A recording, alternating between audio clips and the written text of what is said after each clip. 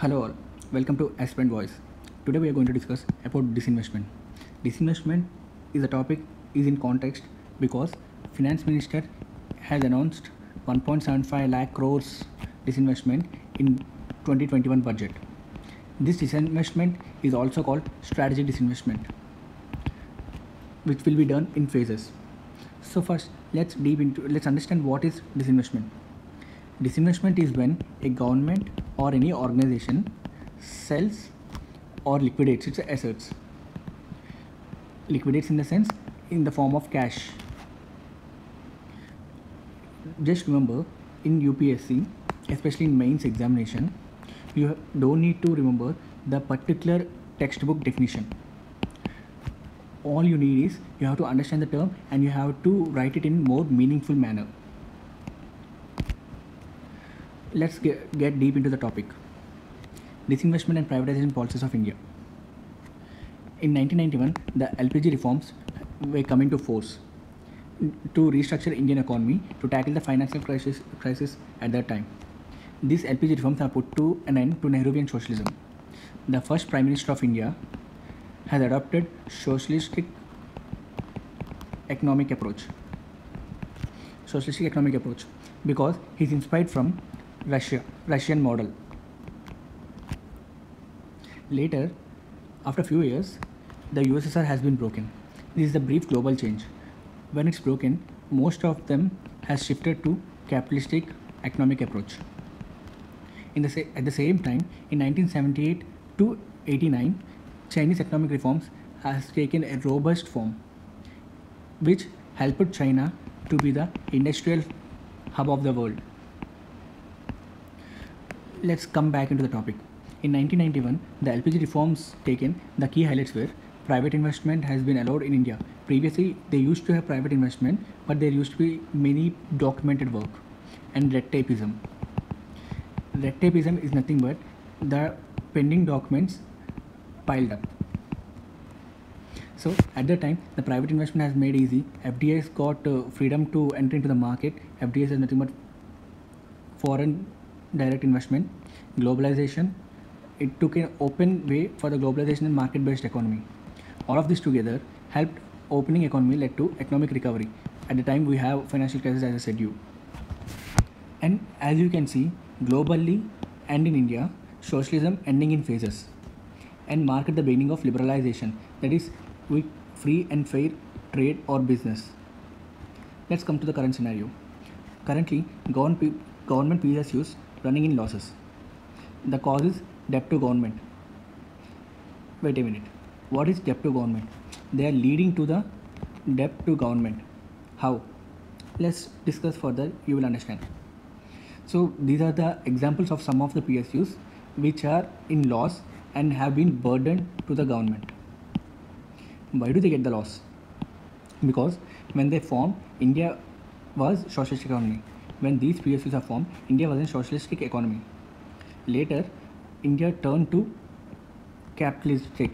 Actually, even today, we call India as mixed economy. That is because India maintains PSUs. At the same time, we have private investment. Let's get back to the topic. Why was government in debt? The logic is government is a service sector. They mostly provide administrative services, development, and also welfare, security to the citizens of India. And further, it mostly relies on taxes. These taxes is very less when compared to the government expenditure. It's a little way of generating profit for development, and mostly the profit is negligible or it will be in loss. Basically, government works on a principle that is cost is less than revenue.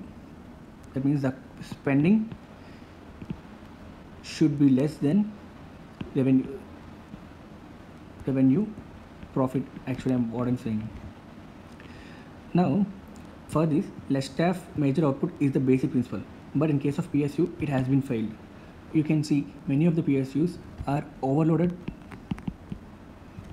working staff, but their work is minimal. But this staff maintenance is high. So this is a complex conceptual thing where you have to understand that the payments, post-retirement benefits, what are giving to these PSU employees is extra burden to the government when compared to the profit generating by these particular PSUs. So what is the alternative for this loss? The capitalism, which I said, the private investment should be encouraged.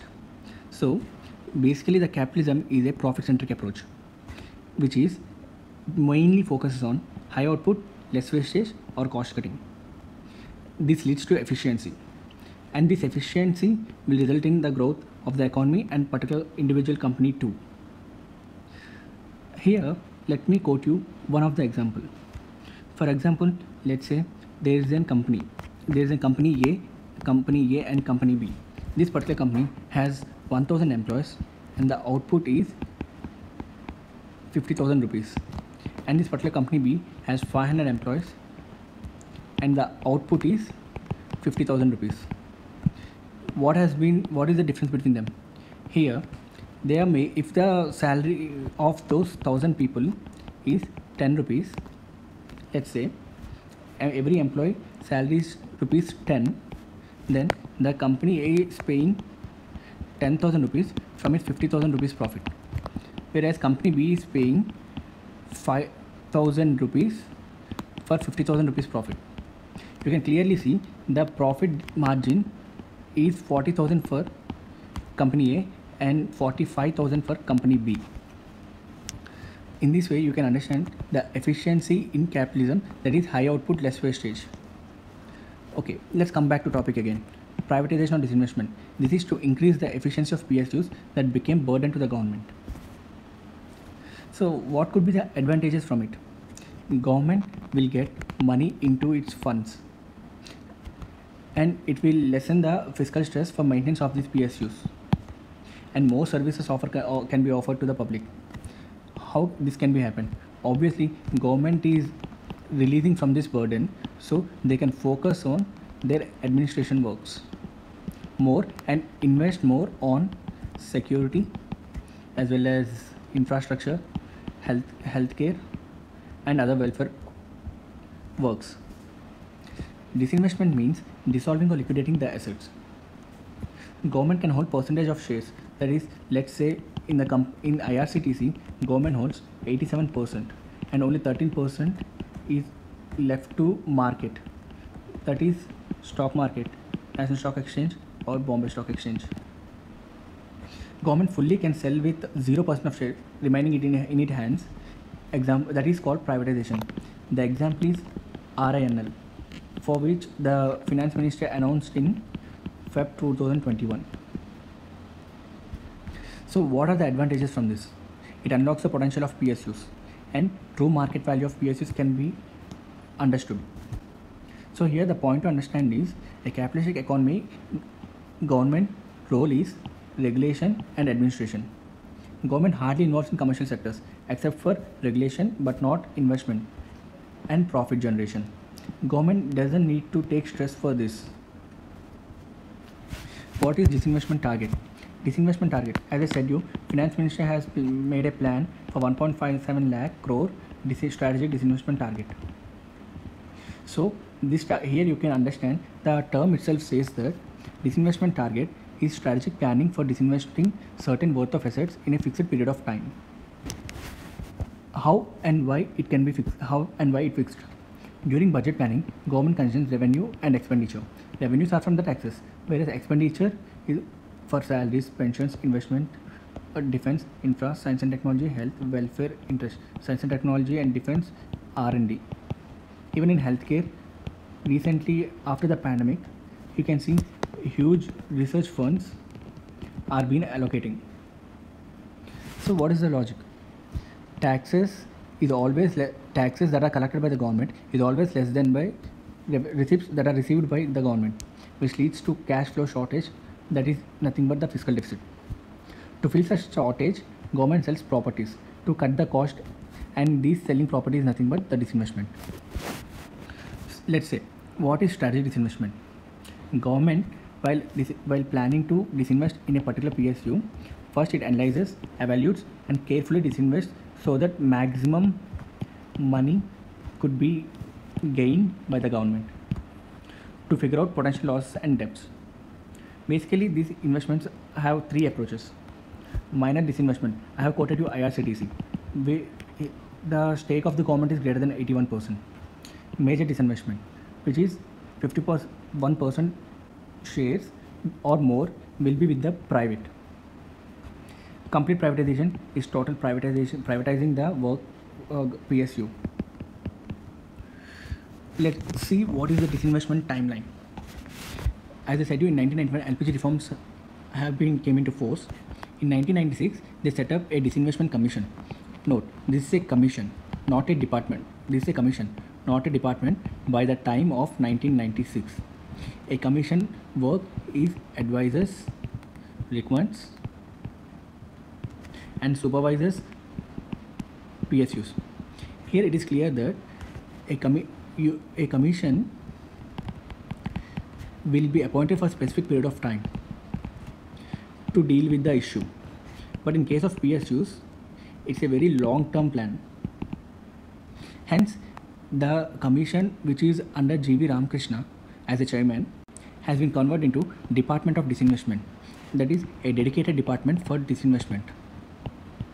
Later in 2001, under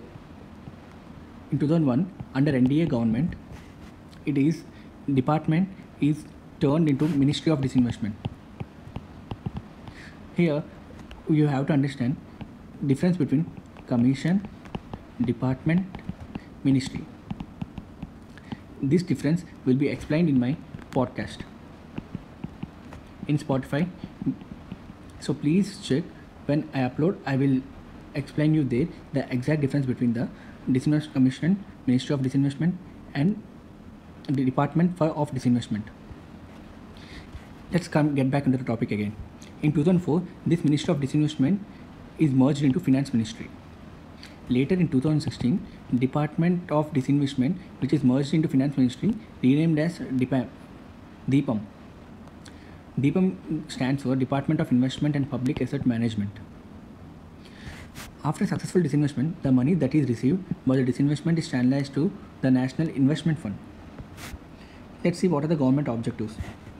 To meet the budgetary needs, expand, upgrade and modernize the PSUs, introduce competitive market, which leads to innovation.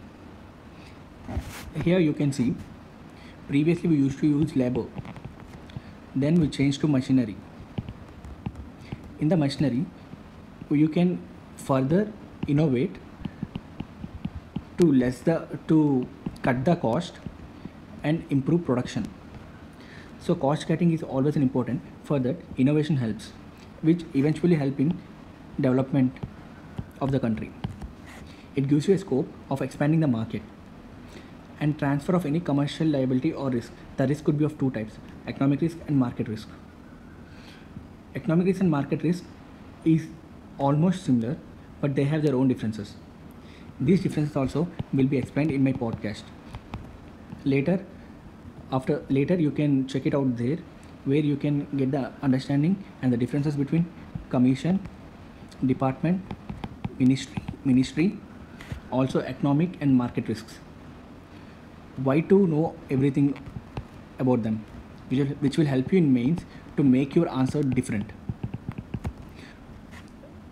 Finally, let's discuss the last objective, that is limit role to limitation and regulation of the company, which is the government role will be limited, and it is only work is just to regulate legally and administratively.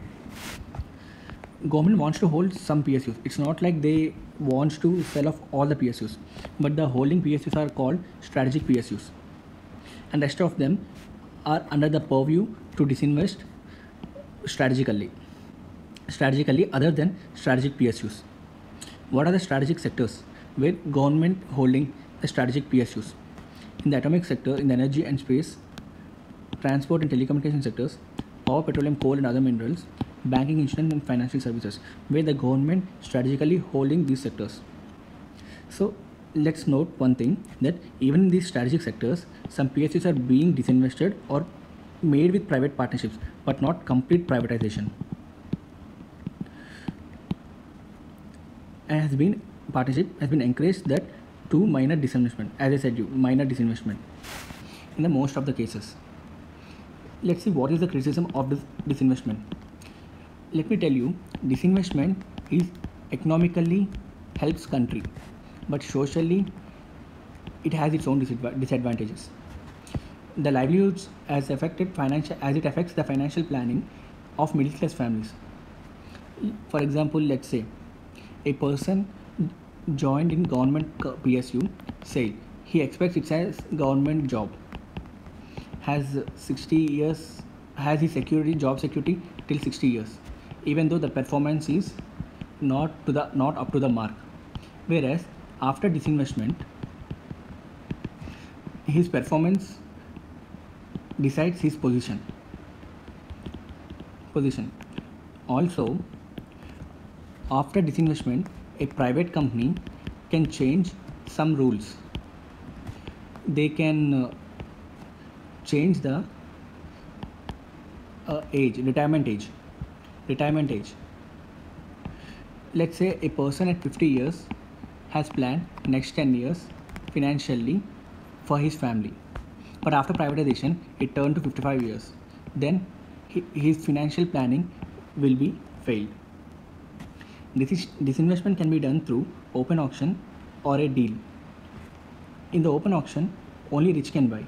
You can't have any shares of it until and unless it is in stock market. And if it is a deal, suppose a businessman named A has paid sufficiently to the government. This can be lead to backdoor and corruption. So from this you can understand that only people of elite gets an opportunity to hold those PSUs. There is a scope of corruption in this process, and employees' perks are in threat. Here I hope you understood. In the description, I have provided you my Telegram channel. Please join for further updates of my mains oriented videos on YouTube and prelims and knowledge specific podcasts. Every update will be in my Telegram channel. I hope you understood. I hope you like this video. If you do that, please like, share and subscribe. Don't forget to like it, share it and subscribe, because I have been trying to do some service to the people, especially poor, who can't afford for coaching. Thank you.